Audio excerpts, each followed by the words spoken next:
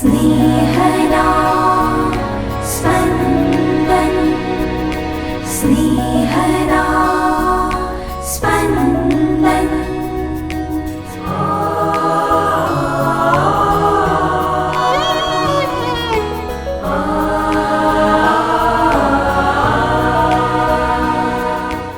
સામાન્ય કાળના 15મા અઠવાડિયાનો સોમવાર.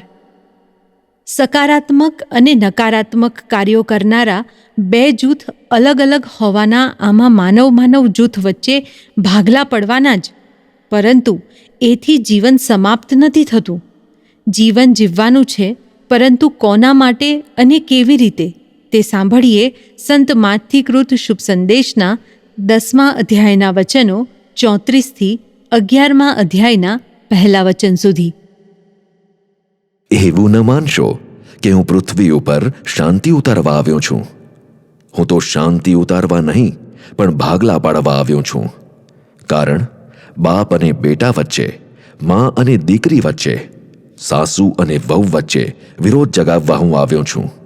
હા, માણસના કુટુંબીજનો જ તેના દુશ્મન બનશે. જે મારા કરતાં મા બાપને વધારે ચાહે છે તે મારે યોગ્ય નથી, અને જે પુત્ર પુત્રીને મારા કરતાં વધારે ચાહે છે તે મારે યોગ્ય નથી. જે પોતાનો ક્રૂસ જાતે ઉપાડીને મારે પગલે ચાલતો નથી તે મારે યોગ્ય નથી. જે જીવન પામવા મથે છે તે ખૂએ છે, અને મારે ખાતર જે જીવન ખૂએ છે તે પામે છે. જે તમારો સત્કાર કરે છે તે મારો સત્કાર કરે છે, અને જે કોઈ મારો સત્કાર કરે છે તે મને મોકલનારનો સત્કાર કરે છે. જે કોઈ પૈગંબરનો પૈગંબર લેખે સત્કાર કરે છે તેને પૈગંબરનો બદલો મળશે, અને જે કોઈ સાધુજનનો સાધુજન લેખે સત્કાર કરે છે તેને સાધુજનનો બદલો મળશે. અને જે કોઈ આ નાનેરા જનોમાંના એકાદને મારા શિષ્ય લેખે પ્યાલો ઠંડુ પાણી પણ પાશે, તેને હું ખાતરીથી કહું છું કે એનો બદલો મળ્યા વગર નહીં જ રહે. પોતાના 12 શિષ્યોને સૂચનાઓ આપી રહ્યા એટલે ઈસુ ત્યાંથી યહૂદીઓના ગામોમાં ઉપદેશ આપવા તથા શુભ સંદેશની ઘોષણા કરવા ચાલ્યા ગયા. સ્નેહદા સ્પંદન સ્પંદન. આજના શુભ સંદેશમાં ઈસુ પોતાના 12 શિષ્યોને ઉપદેશાર્થે મોકલતી વખતે કેટલાક ચોંકાવનારા અને વિરોધાભાસી વિધાનો કરે છે. આ વિધાનો સમજવામાં ભૂલ કરીએ તો ઈસુને રજૂ કરવામાં આપણે ગંભીર ગેરસમજ કરીશું. ઈસુ કહે છે કે તેઓ શાંતિ ઉતારવા નહીં, પણ ભાગલા પાડવા આવ્યા છે. ભક્તો ઈસુને શાંતિનો રાજા કહે છે. ઈસુ તો પોતાની ઓળખ કંઈક જુદી આપે છે. ઈસુ જે શિક્ષણ, મૂલ્યો, વલણો, સંસ્કારો, ટેવો આપે છે તે સ્વીકાર કરનાર ભાઈ અને તે ન સ્વીકાર કરનાર ભાઈ એકમેકના વિરોધી બની જાય અને બે સાથીઓ વચ્ચે ભાગલા પડી જાય. દાખલા તરીકે, ફલાણી ફાઇલમાં ઉપરીની સહી કરાવવી એ મારી ફરજ છે, એ માટે મને પગાર પણ મળે છે, પણ હું તો એ જેની ફાઇલ છે તેની પાસેથી લાંચની અપેક્ષા રાખું છું. મારો સાથી ક્લાર્ક ઈસુનો શિષ્ય છે એટલે એ તો લાંચ લીધા વિના જ ફાઇલ આગળ પસાર કરે છે. એ મારો સાથી મારો દુશ્મન બની ગયો. ઈસુ આ ભાગલાની વાત કરે છે. ઈસુ સત્ય અને અસત્ય વચ્ચે, પુણ્ય અને પાપ આચરનાર વચ્ચે ભાગલા પાડવાનું નિમિત્ત બને છે. જો બધા જ ઈસુના મૂલ્યો સ્વીકારી લે તો સર્વત્ર શાંતિ જ પ્રસરશે. ઈસુ પોતાને માટે કોણ યોગ્ય છે એની નિશાનીઓ પણ આપે છે. ઈસુને જ પ્રાધાન્ય આપનાર ઈસુ માટે યોગ્ય છે. ઈસુ આપનાર છે. મા બાપ તો ઈસુએ આપેલી ભેટ છે. ભેટ કરતાં ભેટ આપનારને મહત્વ આપવું જોઈએ. એ જ પ્રમાણે આપણા સંતાનો ઈસુએ આપેલી ભેટ છે. એ સંતાનો આપણે માટે ઈસુ કરતાં ચઢિયાતા ના હોવા જોઈએ. પ્રભુને પ્રાધાન્ય આપવું એ જ ઈસુ સમજાવી રહ્યા છે. હવે પેલું વિરોધાભાસી વચન સમજવું પડે કે ઈસુ ખાતર જે જીવન ખોએ છે તે પામે છે.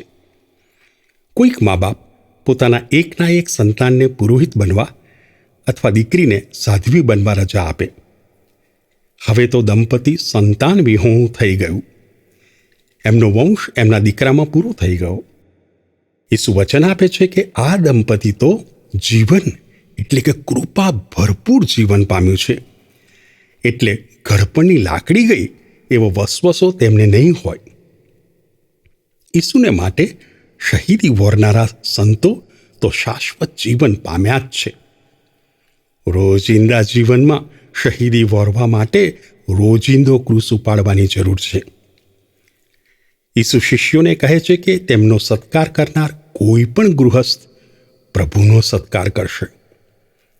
પ્રભુને નામે આપણા ગામમાં અથવા ઘરમાં જે કોઈ આવે તેમનો સત્કાર કરવામાં આપણે પ્રભુનો સત્કાર કરીશું. અબ્રાહામે ભર બપોરે 3 વટેમાર્ગુઓનો સત્કાર કરીને પ્રભુનો સત્કાર કર્યો હતો. એટલે જ આપણી સંસ્કૃતિ શીખવે છે અતિથિ દેવો ભવ. પ્રભુનો કરેલો સત્કાર બદલો પણ મેળવી આપશે. पल पल छे तारी झंखना, कण कण में व्यापी झंखना. पल पल छे तारी झंखना, कण कण में व्यापी झंखना. क्यारे पामो तुझने प्रभु, क्यारे पामो तुझने प्रभु. निश दिन छे मारी प्रार्थना, पल पल छे तारी झंखना, कण कण में व्यापी झंखना.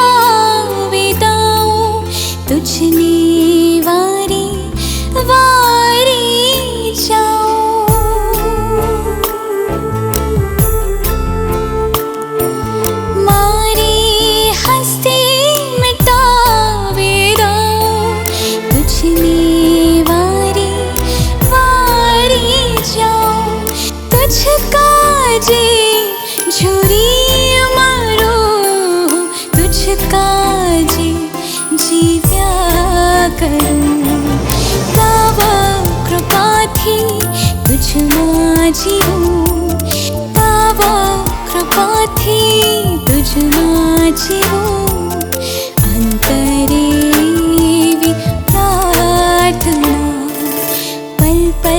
છે તારી ઝંખના, કણ કણમાં વ્યાપી ઝંખના.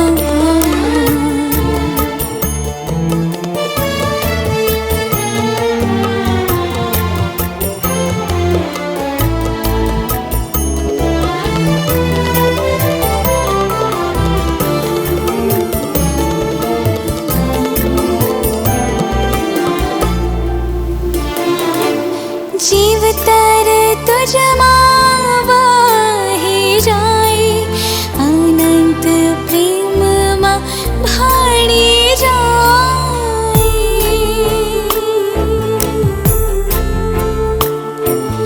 જીવ તર તુજમાં વહી જાય, અનંત પ્રેમમાં ભાળી જાય.